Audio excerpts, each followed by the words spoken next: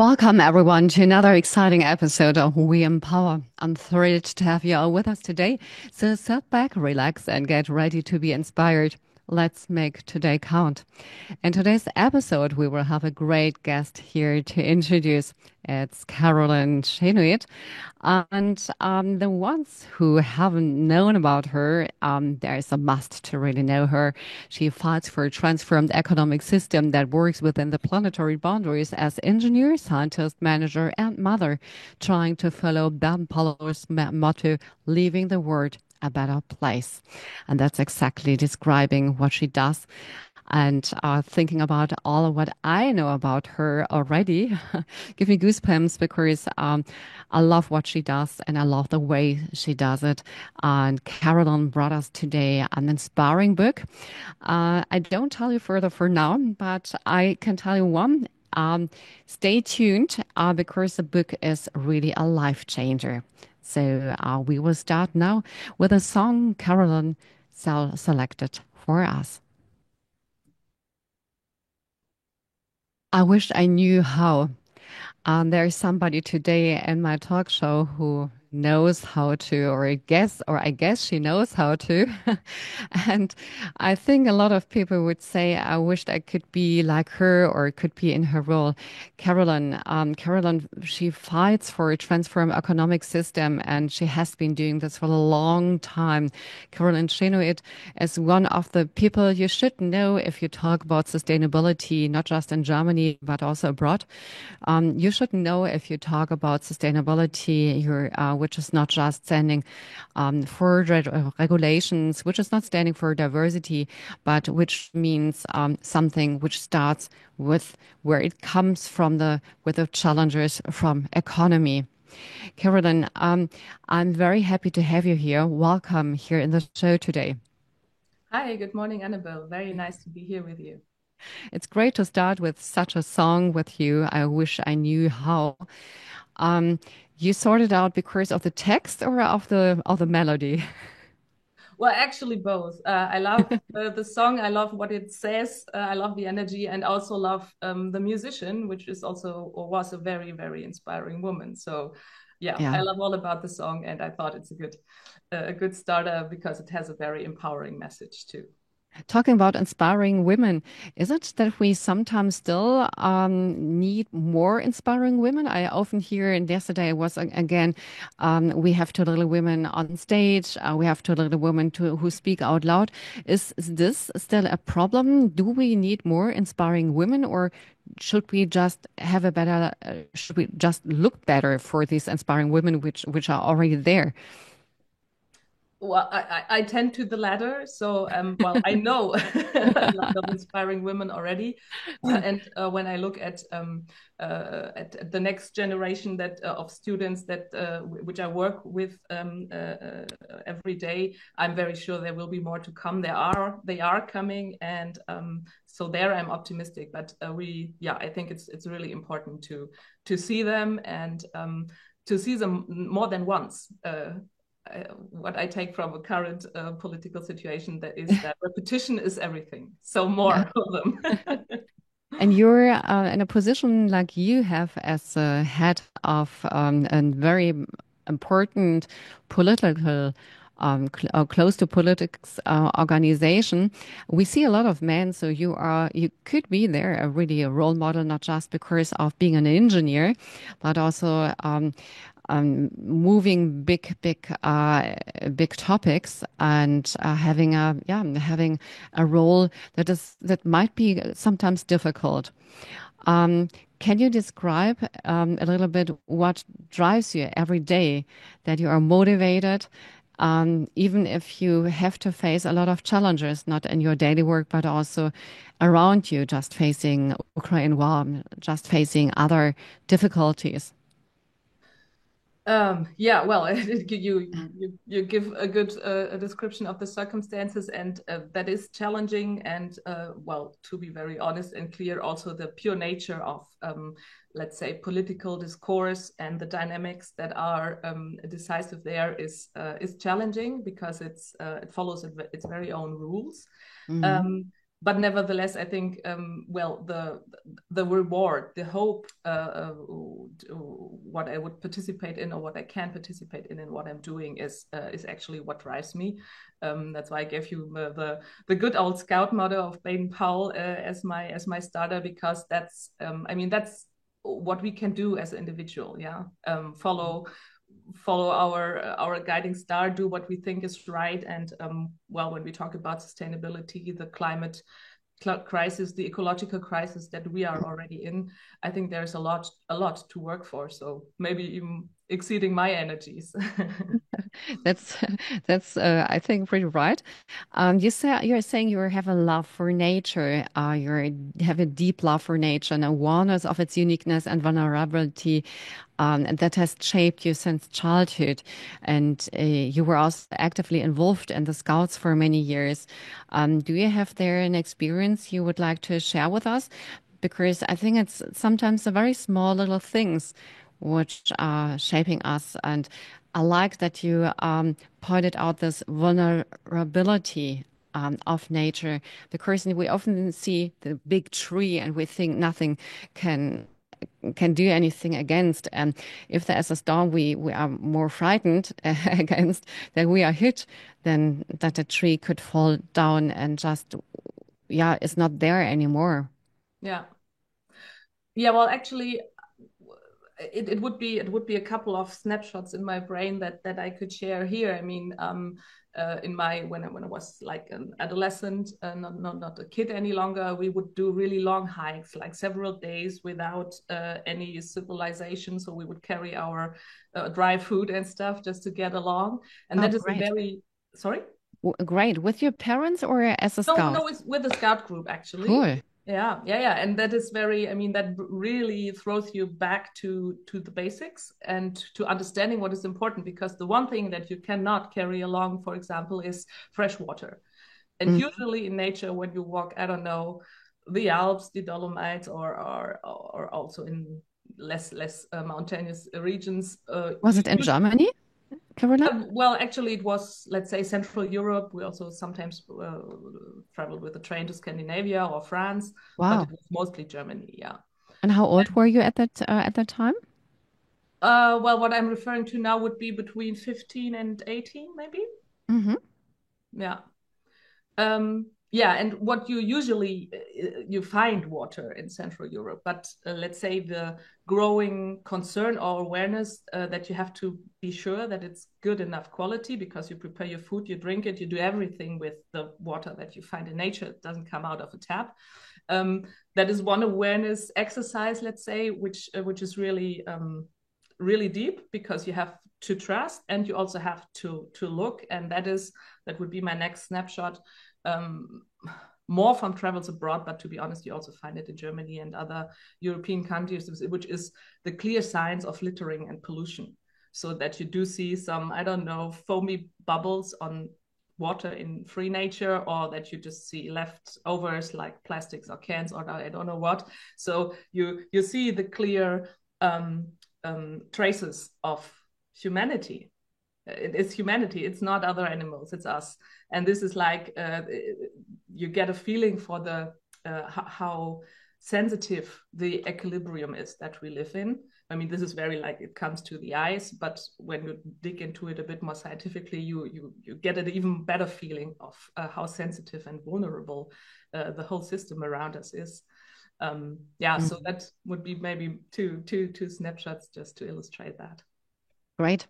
I think it would be great to give this chance to many kids and youth in total, in general, that they have experience like you, being in nature, just having to deal with nature.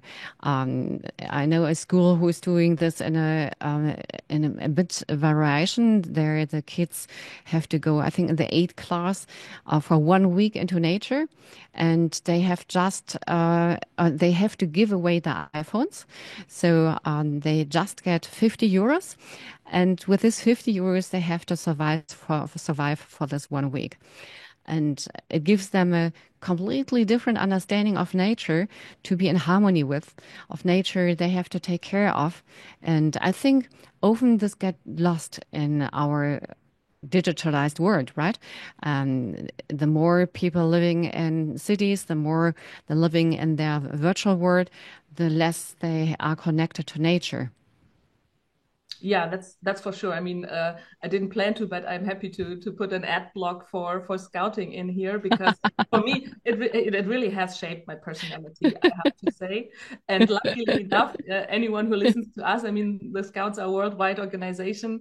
I think still the biggest youth organization worldwide. So if you look, you'll certainly find a group nearby.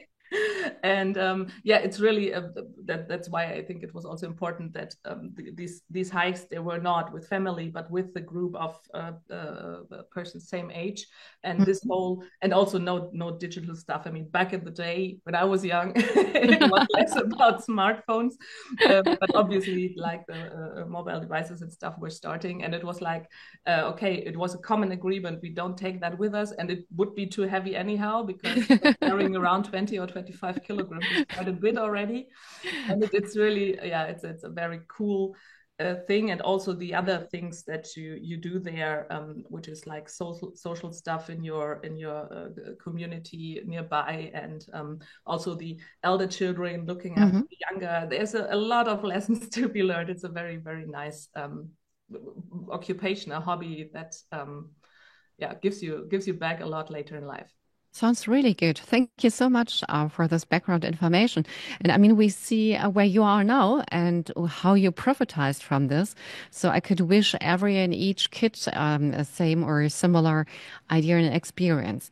You went into engineering, you studied industrial engineering, and afterwards you also went into something which is technical or more technical, but also environmental oriented. You went into solar industry. Solar industry is, of course, something which is great from my point of view, because you have the sun, you have just the reflectors, you have them. It's all quite easy. It's easy to understand.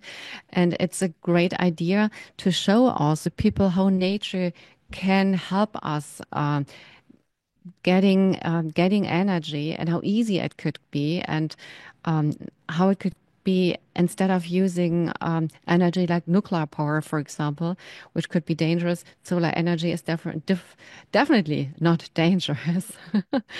And you step then in other positions. Could you share with us a little bit your leitmotifs of what guided you on your path, and what made you getting there where you are now? Um, yeah, I will try to do so. I mean, first, again, full agreement with the elegance of solar power.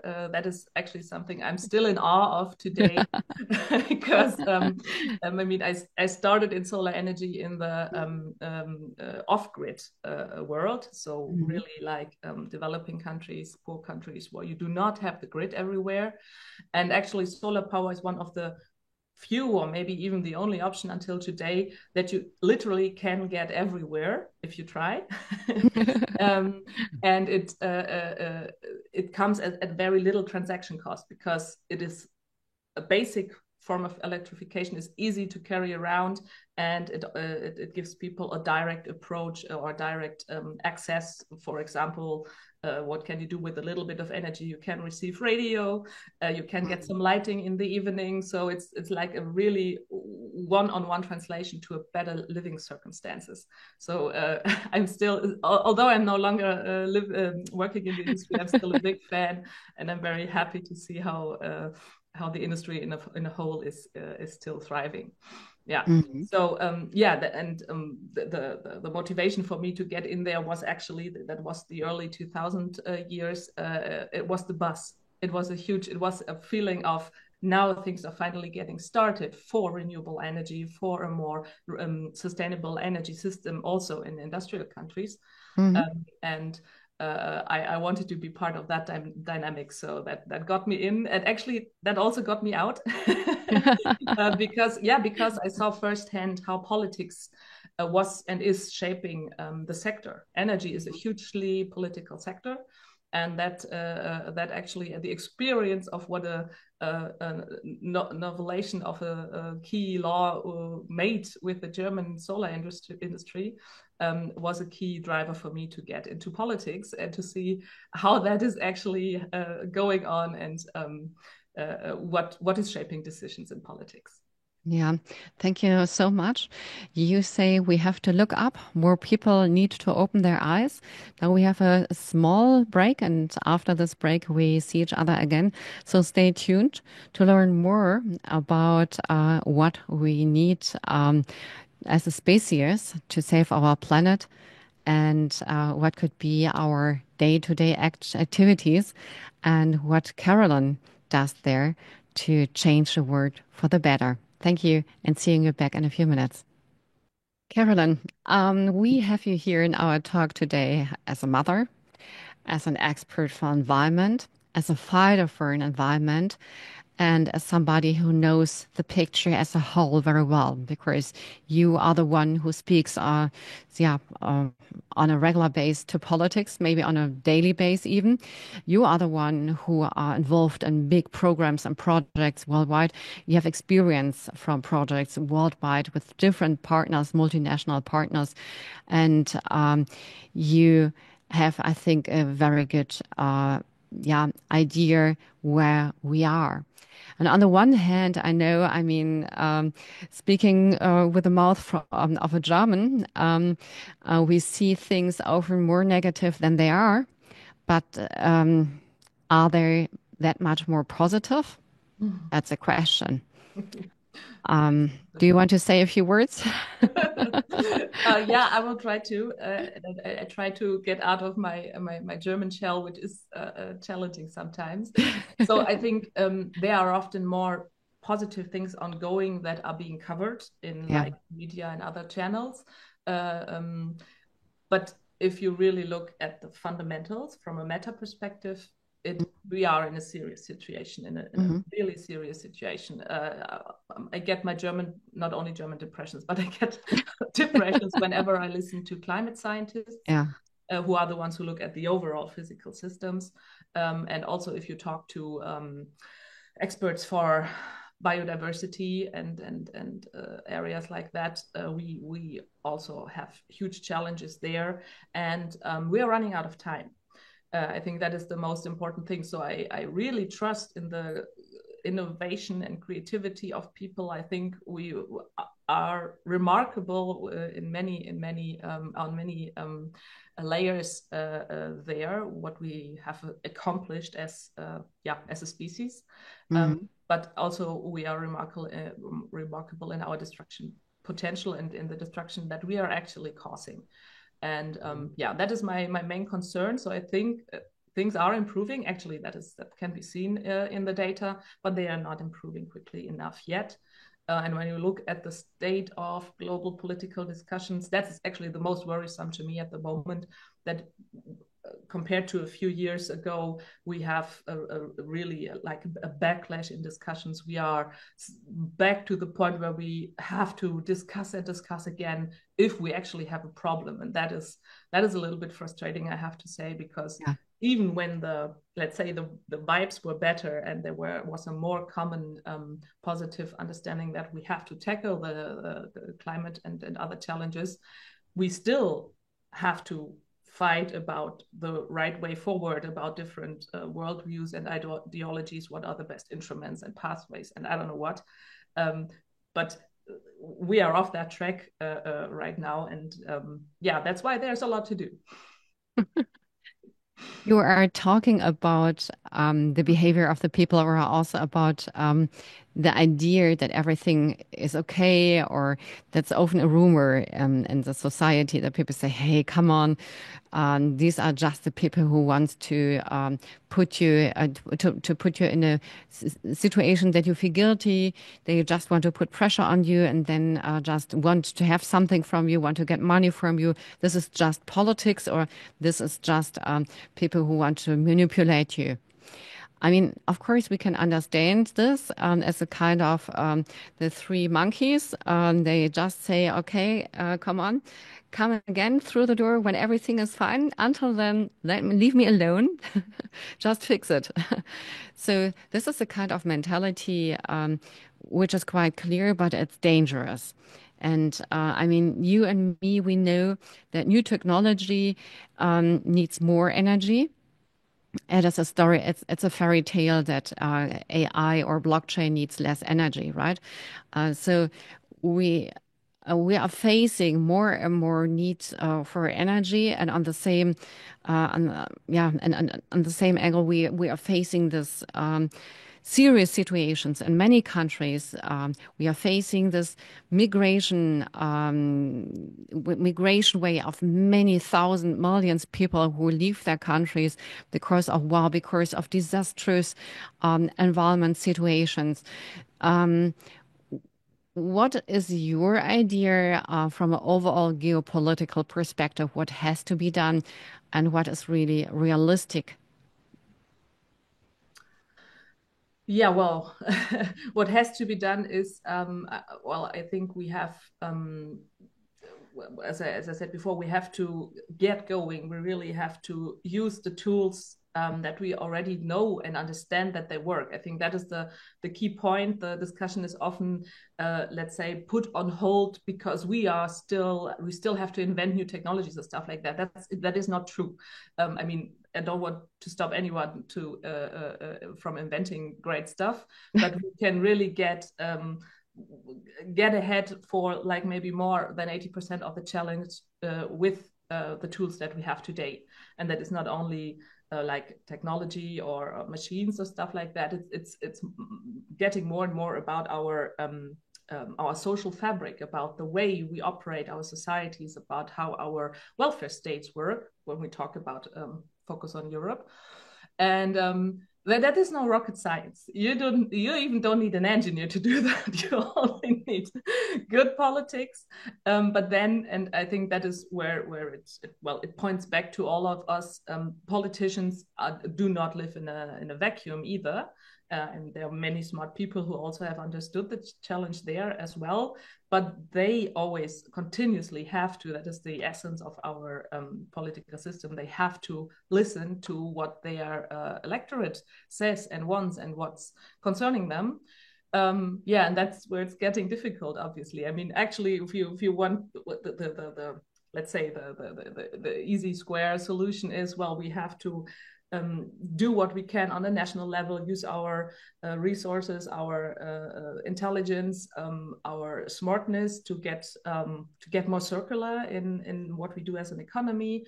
And we have to translate that into good policy measures also on a global scale, because we are so interconnected as economies. We cannot just fix the whole thing just with one nation, even if it's a big one like the US. It wouldn't fix the whole world either. So that is what we need to do. And then we have this constant, let's say, clash of perceptions, of opinions, of fears. There's a lot of fears underneath why people are objecting, because I think once we let's say the broader public started to realize the size, the amount of the challenge when the discussion got more intense a few years ago. And with that understanding also comes the realization how fundamental the changes are that we have to execute, and that concerns each and every one in our lives. I mean, of course, we can substitute materials to be more sustainable, to be compostable, or whatever. We can try to reduce our energy footprint. We can do a lot of stuff, but it only takes us so far. And we will also really have to look at the let's say the general attitude, the general expectations that we have on a successful life, or an satisfying life. Maybe that's the better word, because success in our current context is very closely linked to material components, to money, to, I don't know, having a bigger flat, having a bigger car and stuff like that. This is like a linear idea of how I want my life to improve, or how it is expected. And that Right. is where it's getting really fundamental. I mean, this is really the core yeah, of many people's being, let's say, yeah, what they are Mhm. told that they should thrive for in life. So yeah, I'm not a sociologist, but I fear there are I'm always desperately looking, actually, when you maybe pointing back to the point about women in the Mhm. discussion that you mentioned earlier. Yeah. I really would like to see more experts, and I think in those areas we have even more female experts than male experts of Mhm. psychology, sociology, and these fields of expertise, because we have to interlink it more. It's not a pure Yes. economic or technical discussion, and this is really uh, too one-sided still. I completely agree with you. I think, I mean, if we look at this picture, we need a completely different system, right? Because our old system of faster, linear, getting faster, having more, if we drive this further, it gets into a catastrophe and it's not working anymore. But if we look, for example, at that, what Putin currently is about getting more property. Now Trump, he also wants to expand China with its ideas about taking over Taiwan. Isn't it all getting into the wrong direction and just manifesting the old patterns from the industrial times thinking where we should, as human beings, be already far away from? Um, well, the indicators surely are there, and I said I find that very worrisome too. Yeah. And I think we really um, I'm sometimes not sure at the moment how much we already have intertwined politics and show business. I mean, I would not go as far Good as to point. say Very good point. those are cheap effects to get Hmm. attention, but I get more and more the feeling that this is a significant part of it. Of Hmm. course, it's not about effects or anything that we have a brutal and yeah, a terrible war ongoing in Ukraine. Of course, that is a real thing, but um, it's a it's like taking attention away from the actual challenge, and I'm surprised that yeah, not more people are, let's say, aware of the underlying challenges that are getting more and more real. I mean, the biggest it wasn't not an aha effect, but it was Hmm. a big question mark in my head when we had the European election last May. And a week before, or not even a week before, we had these huge floodings in southern Germany. Hmm. And it was not so abstract or difficult to trace back, like who were the responsible politicians who did not execute flood Hmm. protection measures that were long identified by the administration, who objected that, who delayed it, and I don't know what. And people voted for these exact same people in the European elections. And that Yeah. is where well, I lose track. I don't know how that's possible. I mean, on a way, on Hmm. one hand, it is very forgiving to say, okay, I give them another chance to do better. But at one point, I think we also have to learn from experience, and Hmm. that is something. If we do the abstraction on the species level again, where I'm wondering if we kind of are getting off our very good track record of learning from experience, because somehow Hmm. um, um, I mean, the one thing is like the psychological barrier to acknowledge the size of the changes we Hmm. have to tackle and to go through, and the other thing is um, to to to manifest, to deepen, to really Yeah. cement the situation as it is in the generally dynamic system that we have. I mean, in a democracy, every 4 or 5 years, you can change things basically if you want as a voter and if enough people agree with you, but we don't see that. It's really amazing. Yeah. I mean, talking about this, of course, you are a person who look at things from different angles. You looked at things from different countries with different eyes from different branches, from different topics.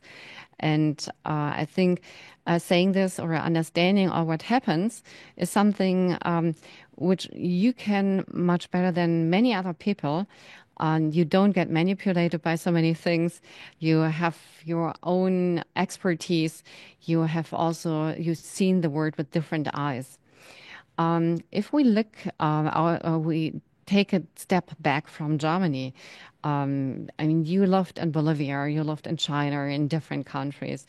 Um, are there other countries which are doing better also with this, helping their people to get manage themselves better in a way of a better self-awareness, a more critical thinking, a more standing up for the right things? Um, well, in certain aspects, yes, they are, and there are also other things connected with that that could be criticized. Well, if we take China, for example, I had the privilege to travel China very frequently in the 2010 years when the solar industry was ramping up there, and we were sourcing materials there as a German company, and it was impressive. And of course, you can criticize that from a free market point of view, but this was really a strategical build up of Hmm. worldwide dominance in that sector. That was a Yeah. plan. It was executed. I mean, not in the central planning idea that people often have, like that this is the company and you get state money and then you build it. It was in itself a competitive system, and we Mhm. have also lost big solar producers on the way. But in the end, well, they achieved the goal, and today it's very hard to get, or it's actually impossible at the moment to get around China when it comes to that supply chain. So I would say this is something we could learn a lot from, but of course it comes with a price because it's still or it's getting more and more again a rather authoritarian system, and the personal freedom of many people is limited every day. And this is, I mean, this is the societal, the other side of the medal, if you want. So there are pros and cons, but well, when it comes to certain aspects of sustainability, of course, they are good examples. And because you mentioned Bolivia, I think there are also many countries, and this is quite amazing if you actually start listening and maybe even look at, I don't know, publications in Spanish or stuff like that. If people or if societies in general are not yet on this high level of material welfare that Mhm. we are used to and that we also get very defensive about if it's threatened, you often have more a leeway to actually discuss the way of living together and what we as a nation can do and want to, and what is actually sustainable for us. I mean, if you take Bolivia, it's a country of extremes. You have extreme high mountains where a lot of people live in the Altiplano. You have Mhm. a big part of the country is covered by jungle still, Mhm. and you have a lot a big minority that is still living under very precarious circumstances. But in itself, it also has its working. And if you look at the footprint of, let's say, per capita of consumption and stuff, of course, it's a much more sustainable country. But also that comes for price. And well, we all know that, let's say, the poverty and economic Yeah. disadvantages also drives people away. And then we have the migration topic again. But it's all, there's a lots of shades of gray out there when it comes to this question. Yeah, so thank you very much, Caroline, to being here with us, to giving us some insights in your work and your extraordinary fighting also for our planet.